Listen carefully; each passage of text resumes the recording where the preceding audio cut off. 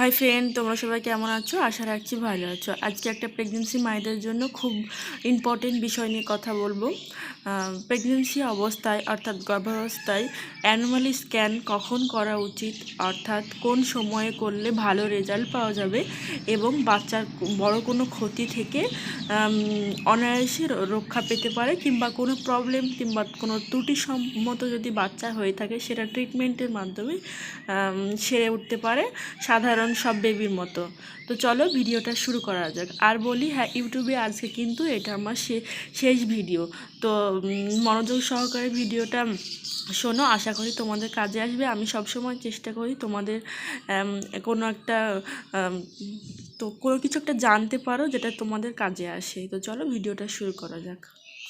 প্রথমেই যেটা বলি, অ্যানিমালি স্ক্যান প্রেগনেন্সি অবস্থায় প্রত্যেকটা প্রেগনেন্সি মায়েদের করা উচিত। এটা কিন্তু প্রায় আমরা সবাই অ্যাভয়েড করে থাকি। ডক্টর যখন প্রেসক্রাইব করে থাকি প্রথম অবস্থায় অর্থাৎ প্রথম স্টেপে অ্যানিমালি স্ক্যান করার কথা, কিন্তু সাধারণ একটা আল্ট্রাসাউন্ড করে থাকি, যেটা নর্মাল ডক্টর বলে থাকে সব সময় প্রথম দ্বিতীয় তৃতীয় স্টেপে। কিন্তু প্রথম পর্যায়ে প্রথম স্টেপে কিন্তু একটা অ্যানুয়ালি স্ক্যান করার কথা বলে, যেটা করতে কিছুটা টাকা বেশি লাগে।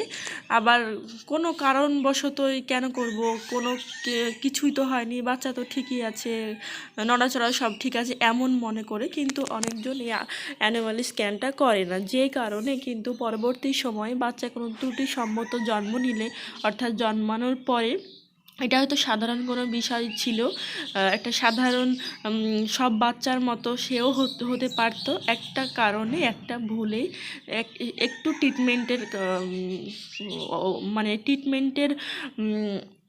অভাবে এটা কিন্তু হয়ে যেতে পারে। তাই প্রথম অবস্থায় বাচ্চার ত্বক গঠন হওয়ার আগে প্রথম স্টেপে 4 মাসের আগেই এই অ্যানোমালি স্ক্যানটা করে নিতে হবে, যাতে করে বাচ্চা কোনো ত্রুটিসম্মত হয়ে থাকলে ডক্টর কোনো মেডিসিন প্রেসক্রাইব করার ফলে এটা এই বড় বিপদ থেকে রক্ষা পেতে পারে। এটা সাধারণত বাচ্চার ত্বক গঠন হওয়ার আগে, অর্থাৎ বাচ্চার ত্বক গঠন হওয়ার পরে কিন্তু এই অ্যানিমালি স্ক্যান করা যায় না, কারণ ত্বক পুরু হওয়ার কারণে বাচ্চার কোনো অর্গান দেখা যায় না, যে কারণে বাচ্চার কোনো অর্গানে প্রবলেম আছে কিনা কিংবা বড় কোনো ক্ষতি হয়ে যেতে পারে কিনা সেটা কিন্তু ডক্টর বুঝতে পারে না। তাই অ্যানিমাল স্ক্যান করলে কিন্তু প্রথম স্টেপে অর্থাৎ প্রথম পর্যায়ে করে নিতে হবে, যাতে সব থেকে বড় ভালো হবে, অর্থাৎ ভালো রেজাল্ট পাওয়া যাবে। প্রেগনেন্সি মায়েরা কিন্তু সবাই খাওয়া দাওয়ার প্রতি কিন্তু একটু বেশি নজর রাখে, যে কোন খাবারটা খেলে বাচ্চা বেড়ে উঠবে ভালো, কোন খাবারে কি আছে, এটা কিন্তু সবাই বেশি মাথায় রাখে। কিন্তু এটা কখনোই মাথায় রাখে না প্রথম পর্যায়ে একটা অ্যানোমালি স্ক্যান করা দরকার, যাতে করে সব ভয় কিন্তু নিমেষেই কাটিয়ে নেওয়া যায়। পুরো প্রেগনেন্সি জুড়ে মাথায় কোনো কিছু থাকে না। প্রত্যেকটা প্রেগনেন্সি মায়ের কিন্তু একটু হলেও মাথায় থাকে, আমার বাচ্চাটা কেমন হবে, সাধারণ সব বাচ্চার মতো তো হবে, একটু হলেও থাকে। তো এইটা কিন্তু প্রথম পর্যায়ে অ্যানোমালি স্ক্যানের মাধ্যমে মাথা থেকে দূর হয়ে যাবে, যে আমার বাচ্চাটা কি সঠিকভাবে বেড়ে উঠছে, কিংবা তার অর্গানগুলো কি সব বাচ্চার মতো হবে না অ্যাবনর্মাল হবে, এমনটা কিন্তু হয়ে থাকে। তো এই অ্যানোমালি স্ক্যান করার কথা সবাইকে বলবো, প্রেগনেন্সি অবস্থায় শুরুতে একবার অ্যানোমালি স্ক্যান করে নিতে, যাতে কোনো বড় বিপদ না হতে পারে।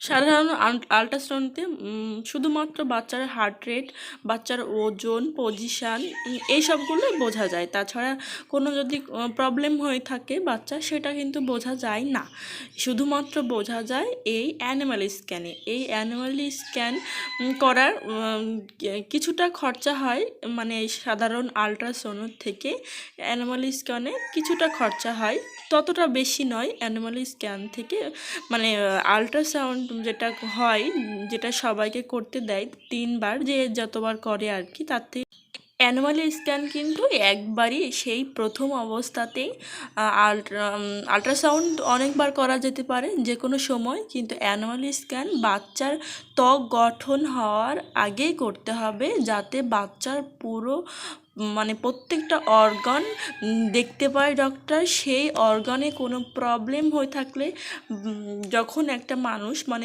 বাচ্চা হোক কিংবা মানুষ হোক তার ত্বক গঠন হয়ে গেলে কিন্তু বাইরে থেকে কিছুই বুঝতে পারে না। তো বাচ্চারা তেমনই একই অবস্থা, সে বড় হোক বাচ্চা হোক, ত্বক হয়ে গেলে কিছুই বোঝা যাবে না। তো ত্বক হওয়ার আগেই এইটা করে নিতে হবে। যতটা খাবারের দিকে পুষ্টির দিকে নজর দিতে হয় একটা প্রেগনেন্সি মায়েদের, এটাও দিতে হবে যাতে পরবর্তী সময়ে এটা একটা ভুলের কারণ না হয়ে থাকে। প্রত্যেকটা প্রেগনেন্সি মায়ের জার্নি সুস্থ হোক, ভালো হোক, সবাই দোয়া ও ভালোবাসা রইল। এখানেই শুরু করলাম। সবাই ভালো থেকো আর সুস্থ থেকো। ভিডিওটা যদি তোমাদের কাজে আসে তাহলে তোমরা লাইক করতে পারো। আর তোমাদের জন্য সবার জন্য ভালোবাসা রইল। এখানেই শেষ করলাম।